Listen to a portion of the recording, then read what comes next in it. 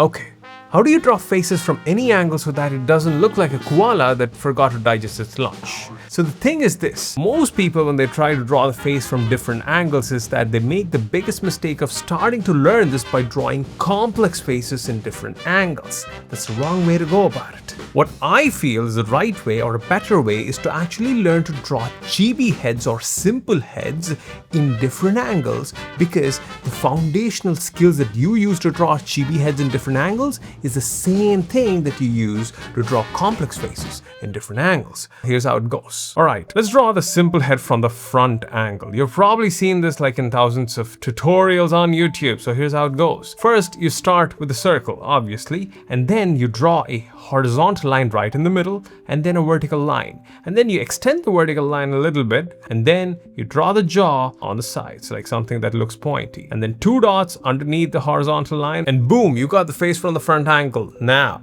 you want to say, let's say, draw the face from a little bit to the right, facing to the right. How do you draw that? Well, you start with the same circle actually, and then you draw the same horizontal line straight across the circle. Now, the vertical line just comes to the right and curves around the circle, making the circle appear like a 3D sphere. And then you extend that all the way down and connect the jaw from both the sides. Draw the dots, and then boom, you got the face from the right angle. Now, how do you do it for the left? Same way. Circle, horizontal line, and instead the vertical line now comes to the left. Extend it, draw the jaw, draw the dots, you got the eyes, and you got the face. Now, what about looking up or down?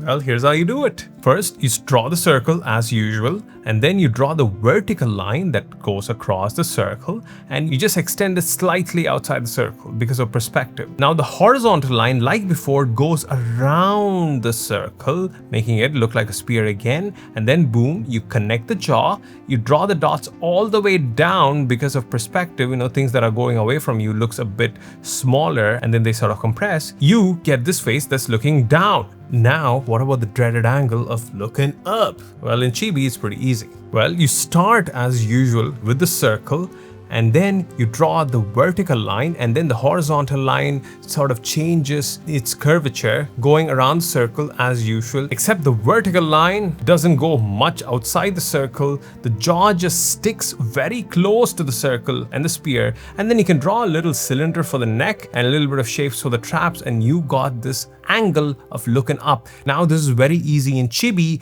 but in like more complex faces, it's hard, which we will cover later in other episodes. But the whole idea is this: before you start drawing complex faces in different angles, start with drawing simple heads, chibi based heads in different angles. You can even change up the jaw to get different kinds of chibi heads, because once you practice and learn to draw these simple heads in different angles, you'll be able to use the same base to draw more complex heads in different angles. This is how you do it, man. This is how you make sure your face doesn't look like a koala that forgot to digest his lunch. So this is the first episode of 3-minute art tips that we're gonna share every single Thursday. It's gonna be more than once a week actually for a bit, and then it's gonna be every Thursday. So that is the idea. So tune in every Thursdays, and I'll see you on the next one. Bye bye.